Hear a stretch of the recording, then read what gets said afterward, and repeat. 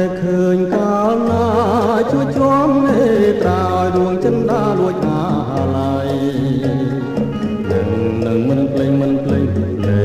រាល់ថ្ងៃសំដីស្រីផែមសំដីផែមត្រជាក់ចិន